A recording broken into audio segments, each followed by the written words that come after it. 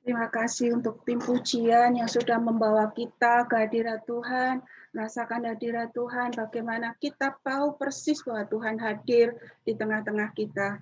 Mari Bapak Ibu semuanya kita awali dengan doa, kita mau belajar firman Tuhan, bagaimana kita harus mensikapi di dalam kehidupan kita. Mari saya hantarkan Bapak Ibu semuanya. Selamat pagi Bapak, selamat pagi Tuhan Yesus, selamat pagi Allah Roh Kudus. Kami mengucap syukur untuk minggu hari ini. Kami tetap diberi kesempatan untuk berkumpul dengan seluruh jemaat GPI Ebenezer untuk datang memuji menyembah Tuhan, belajar firman Tuhan, dan menerapkannya di dalam kehidupan kami sehari-hari. Dan tahun 2021 adalah tahun penuaian bagi gereja kami. Tidak ada yang mustahil bagi Tuhan. Karena Tuhan mampu mengangkat kami semuanya, Tuhan mampu memilih kami dan mengutus kami semuanya, memulihkan kami semuanya, sehingga visi kami di gereja kami ini boleh tercapai. Banyak orang diselamatkan dan semuanya untuk kemuliaan nama Tuhan Yesus. Terima kasih Bapa, kami serahkan pemberitaan firman Tuhan ini ke dalam tangan-Mu. Tuhan sendiri yang berkarya dari rumah ke rumah menerjemahkan dengan jelas apa yang Tuhan inginkan, Tuhan rindukan untuk Bapak Ibu semuanya lakukan di dalam kehidupan sehari-hari. Terima kasih Bapak, di dalam satu nama Tuhan Yesus Kristus, kami berdoa dan mengucap syukur. Mari semua jemaat GPI Ebenezer yang mengasihi Tuhan Yesus berkata bersama-sama, amin. Amin, Bapak Ibu semuanya, terima kasih. Mungkin hari ini Bapak Ibu tidak melihat di satu akun Zoom Bapak Sutekno dan Bapak Jimmy beserta keluarganya, Bapak Ibu Sutekno, tapi kita yakin dan percaya Bapak Sutekno yang sedang beristirahat, kita tetap satu hati, kita tetap bersatu untuk meninggikan nama Tuhan. Yakin dan percaya ya Bapak Ibu semuanya, satu minggu depan kita sudah bisa berkumpul lagi dengan Bapak Sutekno. Amin. Hari ini kita akan belajar bagaimana kita mensikapi atau kita mengimani bahwa tahun 2021 ini adalah the year of harvest di gereja kita, tahun penuaian di gereja kita. Bukan hanya slogan yang lewat begitu saja, tapi dari setiap jemaat GPI Ebenezer boleh mengimani, yakin dan percaya dan ikut andil di dalamnya. Di dalam satu penuaian yang besar, suatu penuaian yang besar sekali dibutuhkan banyak pekerja. Tidak bisa hanya dilakukan oleh satu orang. Butuh banyak pekerja dan yang pasti semua pengurus dan jemaat GPI Ebenezer pasti menjadi pekerja-pekerjanya Tuhan untuk bisa menggenapi visi ini. Yakin dan percaya ya Bapak Ibu semuanya? Boleh lambai-lambaikan tangan yang yakin dan percaya? Puji Tuhan.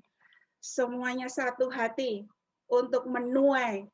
Bukan untuk nama GPI Ebenezer, tapi untuk kemuliaan nama Tuhan Yesus.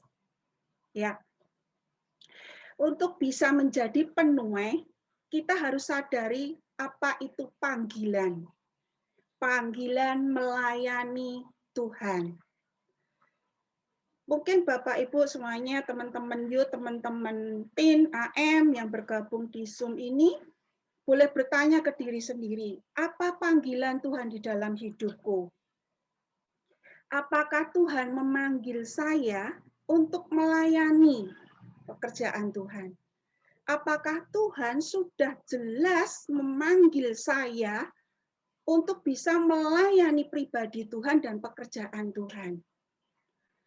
Kalau mungkin ada satu dua yang belum, tetap cari dekat dengan Tuhan, tetap berdoa, cari hikmat. Apakah saya sudah dipanggil ya Tuhan?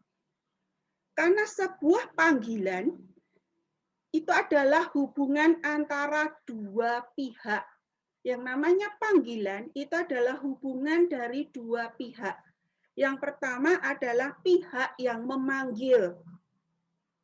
Kalau di dalam rumah kita ada suara yang manggil, mungkin kita cari tahu, oh siapa ya yang manggil saya? Tapi di dalam suatu pelayanan, panggilan itu berasal dari Tuhan Yesus sendiri. Yang memanggil pihak pertama adalah Tuhan. Dan pihak yang kedua, pihak yang dipanggil adalah manusia itu sendiri yang dipanggil. Dan diantaranya pasti adalah kita semuanya yang ada di GPA Ebenezer ini.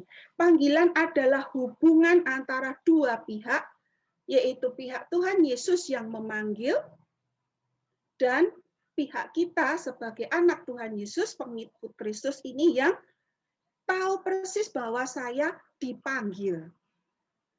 Panggilan itu bersifat ajakan Bapak Ibu teman-teman semuanya. Bukan bersifat paksaan. Tuhan tidak pernah memaksa, memanggil seseorang untuk melayani dan dipaksa harus mau, tidak. Tapi panggilan Tuhan Yesus itu bersifat ajakan dan mengandung unsur kasih. Kasih apa? Yaitu kasih Bapa, kasih mengasihi ladang pelayanannya. Ladang pelayanannya itu siapa? Semua manusia yang ada di dunia ini. Tuhan sangat mengasihi semua orang tanpa kecuali yang ada di dunia ini. Baik yang saat ini sudah percaya Tuhan Yesus, menerima Tuhan Yesus sebagai Tuhan dan Juru Selamat, bahkan yang belum.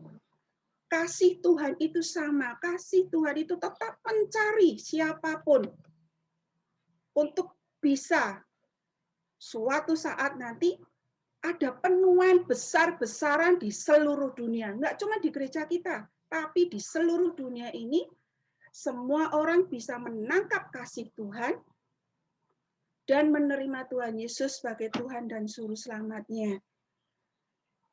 Dan Tuhan itu memanggil dan menempatkan para pekerjanya untuk mengelola ladang itu.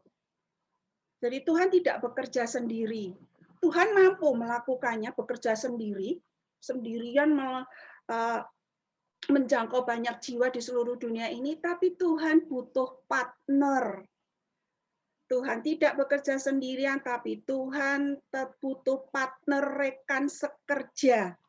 Dan Tuhan memanggil dan menempatkan pekerjanya, rekan sekerjanya itu untuk mengelola ladang itu. Dan itulah yang dinamakan panggilan untuk melayani Tuhan. Tuhan memanggil kita semua. Karena panggilan ini bersifat ajakan, berarti harus ada unsur dari orang yang dipanggil, saya dan Bapak Ibu semuanya, harus ada kata-kata mau atau jawaban mau saat Tuhan memanggil kita. Apakah engkau mau aku panggil untuk melayani Tuhan? Harus ada kesepakatan, kesediaan dari kita dan berkata, ya Tuhan, saya mau melayani Tuhan. Saya mau menerima panggilan Tuhan karena saya tahu persis panggilan saya adalah melayani pekerjaan Tuhan di dunia ini. Pekerjaan Tuhan ini bisa di segala bidang. Yang pertama, di keluarga kita sendiri, melayani pekerjaan Tuhan di dalam keluarga kita. Di pekerjaan kita, di mana kita ditempatkan.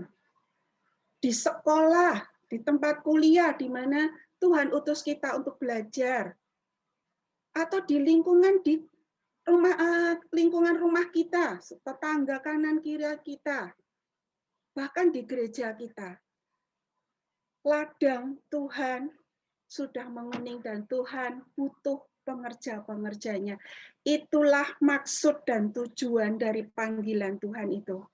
Yaitu menganggil kita semuanya, mengutus kita semuanya, dan untuk menunjukkan kasih-Nya dan damai sejahteranya kepada banyak orang. Mungkin kita boleh mulai merenung Bapak Ibu. Siapa yang belum mengenal kasih Tuhan? Boleh kita catat.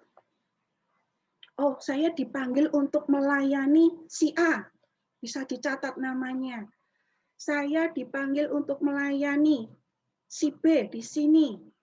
Mulai dicatat dan didoakan. Tapi yang jelas harus ada kata-kata mau, jawaban mau dari kita untuk menerima panggilan Tuhan. Dan bagi kita yang mau dipanggil, sudah seharusnya mendengar apa isi panggilan itu, bukan menurut kehendak pribadi kita sendiri. kita yang dipanggil, menerima panggilan, harus mendengar dan selalu dekat dengan Tuhan Yesus. Karena kita harus selalu dengar siapa yang memanggil kita itu akan selalu menuntun kita, memberi perintah-perintahnya, memberi pedomannya kepada kita bagaimana kita harus melangkah. Jadi kita harus selalu dengar-dengaran. Kita harus selalu dekat dengan Tuhan. Dan hendaknya kita selalu taat dan setia melaksanakan perintah dari Tuhan yang memanggil kita. Panggilan itu terjadi karena Tuhan menghendakinya, Bapak Ibu. Bukan kehendak pribadi kita. Kita tidak bisa dengan sendirinya muncul dari diri kita sendiri, tapi panggilan itu berasal dari Tuhan. Jadi butuh kerjasama antara yang memanggil dan dipanggil, dan itulah yang namanya panggilan. Mari kita belajar, kita buka ayatnya di Lukas 10 ayat 1 sampai 6. Boleh saya minta tolong Pak Prayit?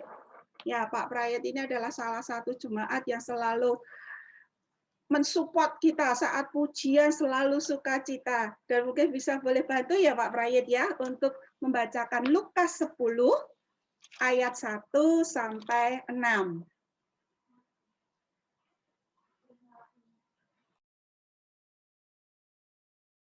Bisa dinyalakan, bisa di-unmute dulu Pak Prayit? Iya, terima kasih. Belum Pak Prayit? Pak Prayit bisa mendengar suara saya? Bisa di-unmute dulu? Sudah, bisa ya, Bu ya.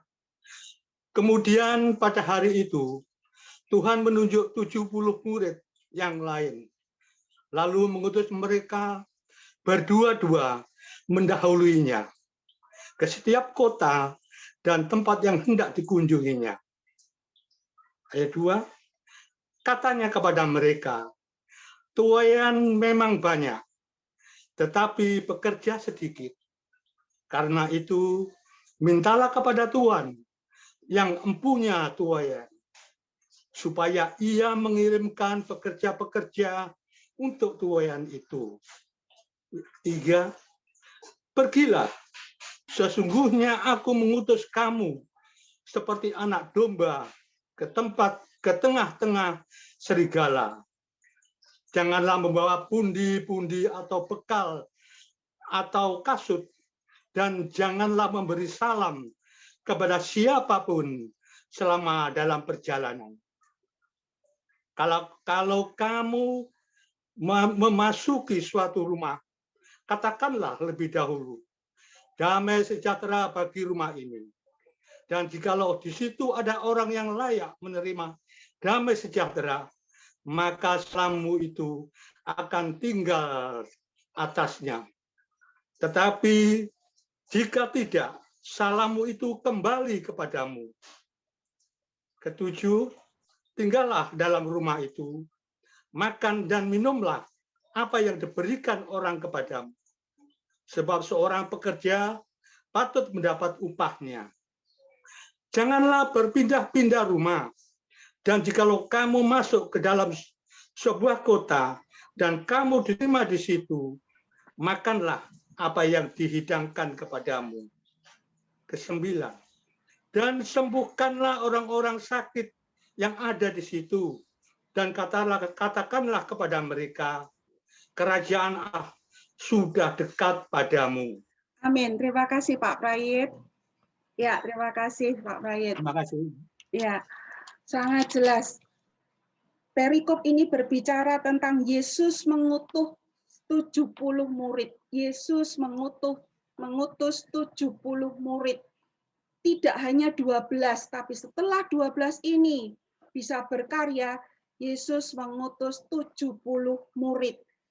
Dan ke-70 murid itu, ia mengutus mereka berdua-dua mendahulinya ke setiap kota dan tempat yang hendak dikunjunginya.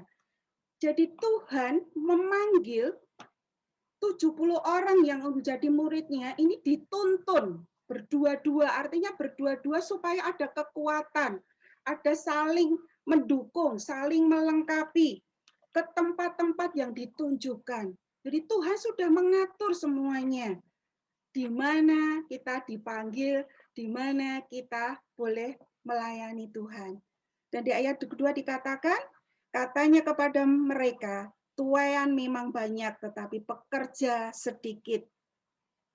Karena itu mintalah kepada Tuhan yang empunya tuaian, supaya ia mengirimkan pekerja-pekerja untuk tuaian itu. Tuaian memang banyak, tapi pekerja sedikit. Sebetulnya orang yang percaya Tuhan Yesus banyak, tapi ternyata yang berkata mau itu mungkin sedikit. Dan Tuhan rindu orang-orang ini boleh menerima panggilannya, mau menjawab panggilan Tuhan. Dan ternyata karena yang empunya tuaian ini adalah Tuhan sendiri, kita boleh minta kepada Tuhan supaya dikirim pengerja-pengerjanya. Dari ayat 1 dan 2 itu bisa kita rangkumkan bahwa panggilan melayani Tuhan itu adalah satu anugerah Allah. Panggilan melayani Tuhan itu adalah satu anugerah. Allah sendiri yang memilih kita. Allah yang menunjuk 70 murid itu. Dan Allah yang menunjuk kita semuanya untuk menjadi murid-muridnya. Maka Allah itu yang memberi anugerahnya bagi kita semuanya. Bahkan Allah itu menyertai kita. Karena di dalam melayani Bapak Ibu, kita butuh anugerah dari Allah. Makanya kita harus selalu mengandalkan Tuhan Yesus. Jadi yang pertama, poin pertama di dalam panggilan melayani Tuhan, harus kita sadari bahwa panggilan melayani Tuhan itu adalah satu anugerah Allah. Sehingga kita harus benar-benar mengandalkan Tuhan, melayani Tuhan dengan sungguh-sungguh, karena membalas cinta kasih-Nya Tuhan. Karena Tuhan sudah mengasihi kita, sudah memberikan anugerah-Nya. Kita terima panggilan itu untuk membalas cinta kasih Tuhan. Dan melayani Tuhan yang kedua adalah di ayat 3 sampai ke 4. Pergilah, sesungguhnya aku mengutus kamu seperti anak domba ke tengah-tengah serigala. Tuhan bicara, aku mengutus kamu di tengah-tengah serigala. Serigala itu ganas. Serigala itu bukan seperti kucing yang bisa dielus-elus.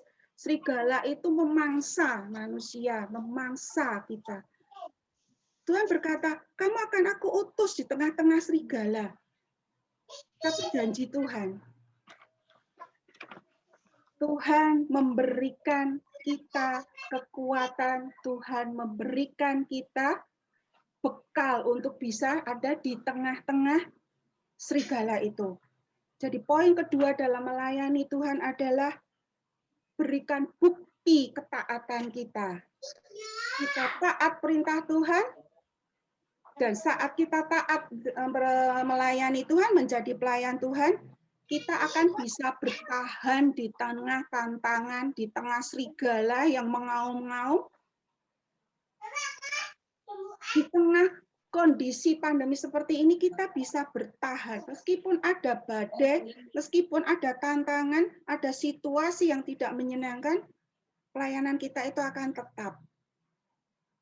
Dan melayani Tuhan itu sebaiknya seharusnya dengan tabah dan tekun. Karena Kristus sendiri akan memampukan kita. Lanjutkan ayat keempat, janganlah membawa pundi-pundi atau bekal atau kasut, dan janganlah janganlah memberi salam pada siapapun selama dalam perjalanan. Artinya ini apa? Fokus pada perintah Tuhan. Jangan berpikir materi, jangan berpikir apa yang ada di dalam diri kita, apa kemampuan kita, tapi fokus pada panggilan Tuhan. Taat kepada perintah Tuhan. Selanjutnya di ayat 5 dikatakan, kalau kamu memasuki suatu rumah, katakanlah lebih dahulu damai sejahtera bagi rumah ini. Seringkali kita berkata shalom. Shalom yang artinya juga damai sejahtera, salam damai sejahtera. Saat kita bertandang ke rumah orang, bertemu dengan sesama kita, katakan shalom. Dalam melayani Tuhan Yesus, poin yang ketiga adalah berkata shalom. mengucapkan salam damai sejahtera kepada setiap orang. Saat kita mengucapkan damai sejahtera, sebetulnya hanya damai, kedamaian yang mungkin kita tenang, tapi lebih dari itu. Damai sejahtera itu artinya sejahtera yang menyeluruh termasuk kesehatan. Salam damai sejahtera ini termasuk kemakmuran, termasuk juga kedamaian, termasuk keamanan, termasuk ketentraman, dan terlebih ada keselamatan saat kita mengucapkan damai sejahtera. Katakan shalom, salam damai sejahtera. Ternyata kita memberikan salam untuk kesejahteraan orang itu, kemakmuran, kedamaian, keamanan, ketentraman dalam diri seseorang. Dan saat kita mengucapkan salam, terkadang kita tidak mendapatkan respon baik. Itu ada tantangan kita. Apakah kita langsung merasakan tidak ada sukacita, Bapak Ibu? No, tetap ucapkan salam damai sejahtera. Karena begitu salam itu tidak diterima oleh orang itu, salam itu akan berbalik menjadi berkat kepada kita. Di poin ketiga dalam panggilan melayani Tuhan Yesus adalah ucapkan salam. Ucapkan salam damai sejahtera. Ucapkan syukur meskipun kita mendapatkan tantangan, berkat damai sejahtera itu akan kembali ke dalam diri kita. Bapak Ibu, ada satu kisah yang akan kita lihat di tayangan ini. Ada satu serangkaian kegiatan di dalam salah satu komunitas. Dan mungkin ini bisa memotivasi kita semuanya. Mari kita lihat apa aja yang mereka lakukan, siapa-siapa yang melakukannya.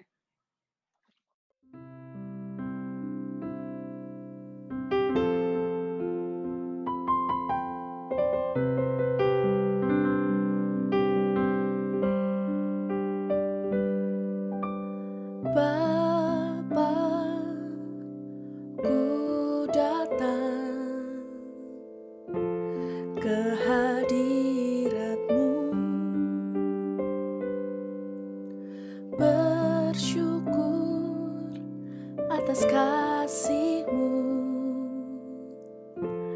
dan anugerah-Mu, sebab Engkau telah memilihku dan Engkau telah memanggilku untuk menjadi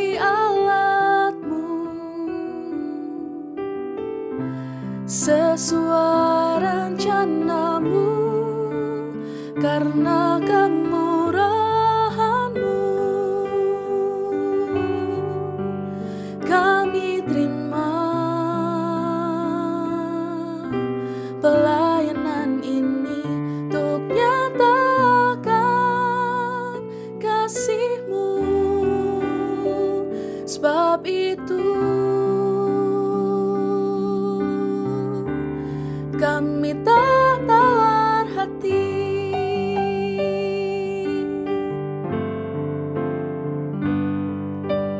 Bapa, inilah kami pelayan-Mu. Beri kami hati yang rindu untuk melayani-Mu, sebab Engkau telah memilihku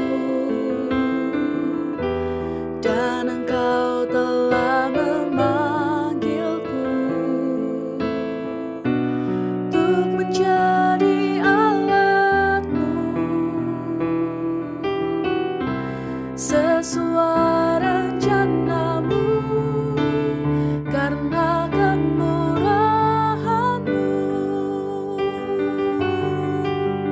kami terima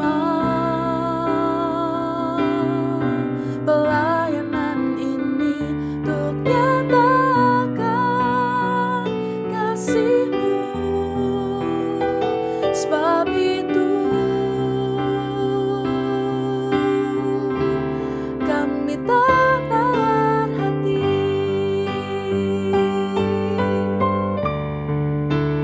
karena kemurahan-Mu kami terima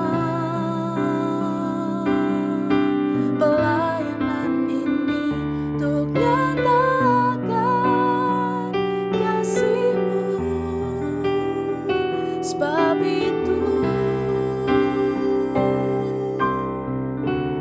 kami tak tawar hati,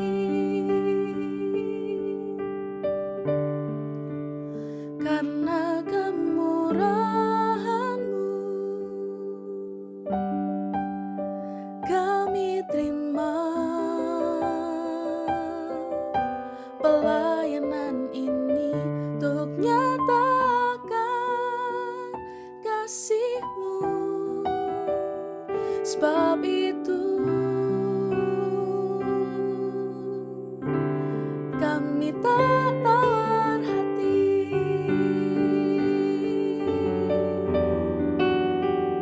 sebab itu kami tak tawar hati,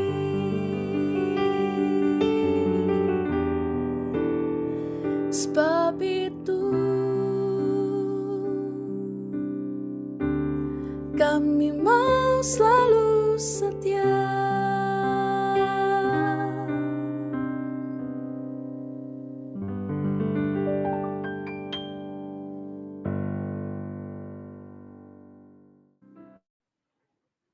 Bapak Ibu semuanya, ternyata wajah-wajah yang ada di dalam kegiatan itu wajah-wajah yang kita kenal. Ada saya, ada Bapak Ibu semuanya, dan di awal ada Bapak Sutekno yang dari awal selalu mengembalakan kita semua. Pak Tekno berkata mau menerima panggilannya untuk melayani gerejanya. Dan gereja GPA Ebenezer di bawah pengembalaan Bapak Sutekno berkembang sampai hari ini. Tidak hanya saat offline, saat kita bisa bersukacita seperti camping, seperti di Tawangmangu, retreat bersama-sama, foto bersama-sama, melakukan banyak kegiatan, ada bakti sosial, dan semuanya bisa kita lakukan. Tapi ternyata Tuhan lihat, Bapak Ibu semuanya, teman-teman Yutin, AM, setia sampai hari ini. Lewat Zoom, kita tetap setia melayani pekerjaan Tuhan. Dan kita tidak pernah tawar hati, karena Tuhan sendiri yang memberi kekuatan kepada kita. Amin Bapak Ibu semuanya.